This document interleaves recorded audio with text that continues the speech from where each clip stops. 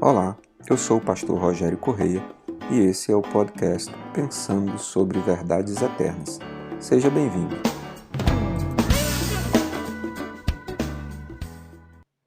Nos últimos dias temos falado a respeito de salvação, o que Jesus fez por nós para nos tornar filhos de Deus, para nos trazer para uma posição em que nós estejamos próximos e não distantes de Deus. O Evangelho de João, no capítulo 1, versículos 12 e 13, Jesus nos diz: Mas a todos quantos o receberam, deu-lhes o poder de serem feitos filhos de Deus, aos que creem no seu nome, os quais não nasceram do sangue, nem da vontade da carne, nem da vontade do homem, mas de Deus. O que quer dizer que nem todo mundo, embora seja um ditado popular e todos se sintam assim, nem todos são filhos de Deus.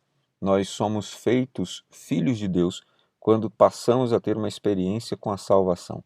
Até então, o apóstolo Paulo nos classifica como criaturas de Deus. Fomos todos criados por Deus, mas nem todos, de fato, nos tornamos filhos, porque para ser filho não basta nascer do sangue nem da vontade da carne, mas é preciso nascer da vontade de Deus. E somente aqueles que receberam Jesus, o Filho, podem se tornar filhos de Deus. Tratamos também nos últimos dias a respeito do processo que envolve a salvação, porque a salvação, além de ser um ato, porque no momento em que cremos somos salvos pela graça de Cristo Jesus, mas há também um processo envolvido nisso.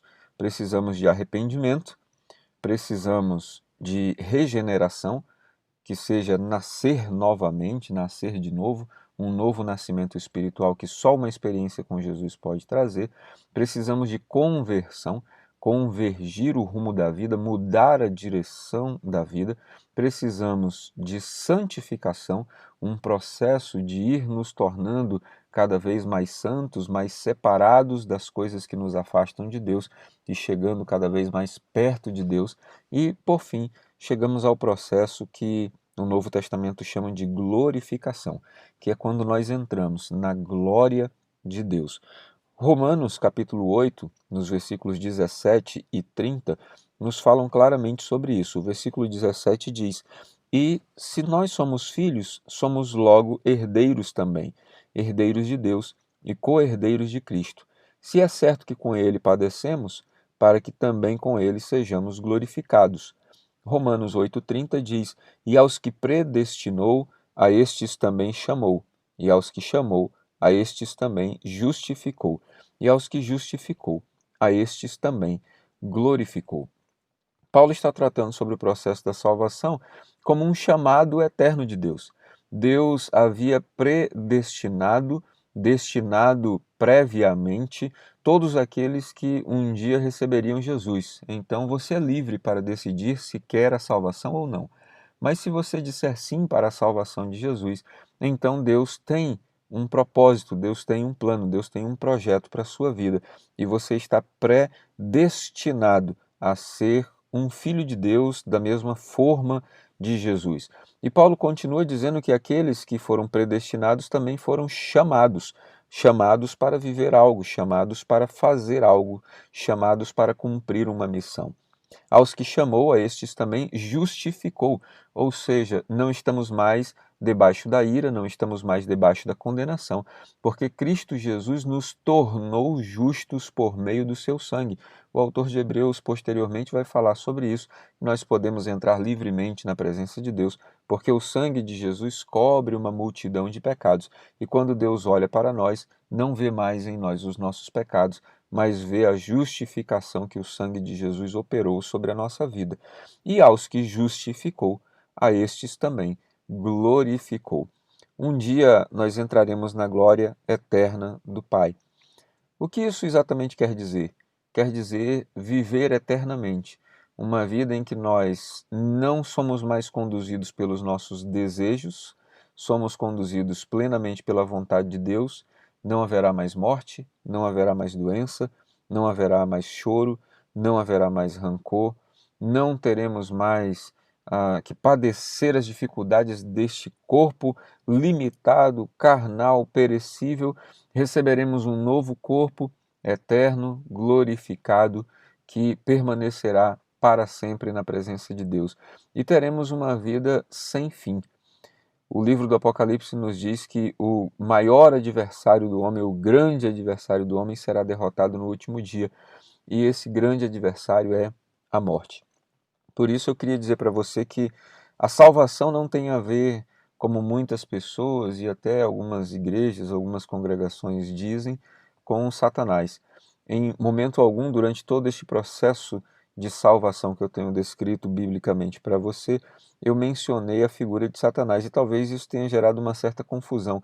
Se nós não seremos salvos das mãos de Satanás, por que então precisamos de salvação? Porque a salvação não tem a ver com Satanás, tem a ver com a nossa condenação diante de Deus. E onde Satanás entraria nessa história? Satanás é apenas um adversário de Deus que já está sentenciado. Deus já determinou que na eternidade ele será lançado no lago de enxofre e fogo ardente, que é a segunda morte. E sabendo que já está condenado, o trabalho dele ao longo dos tempos em que nós temos vivido aqui na Terra é tentar tirar o maior número de pessoas da salvação. Portanto, o trabalho de Satanás não é levar você para ele, mas afastar você de Deus. Esse é o grande propósito de Satanás. E nós não somos salvos com medo de Satanás ou com medo do inferno. Nós precisamos ser salvos pelo desespero de não termos que passar a eternidade longe de Deus, mas ardendo no fogo do lago de enxofre.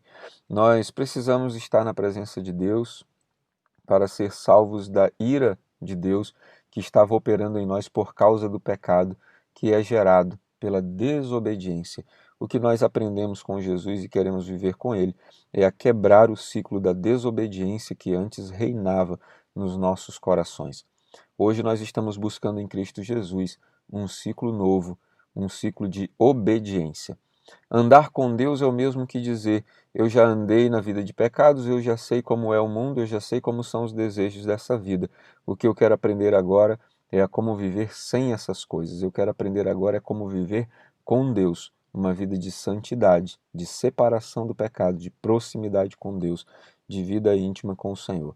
Que Deus te permita um dia entrar na sua santa glorificação, que você trabalhe todos os dias da sua vida pelo processo de santificação, para que um dia a glorificação se torne um fato consumado. Que Deus te abençoe, que você tenha um ótimo dia. Ficou com dúvidas ou quer sugerir temas para o nosso podcast Pensando sobre Verdades Eternas? Escreve para a gente, igrejadaflorestaacre@gmail.com. Não esqueça de nos seguir também nas plataformas Spotify e Apple Podcasts. Se está nos ouvindo pelo YouTube, curta e compartilhe.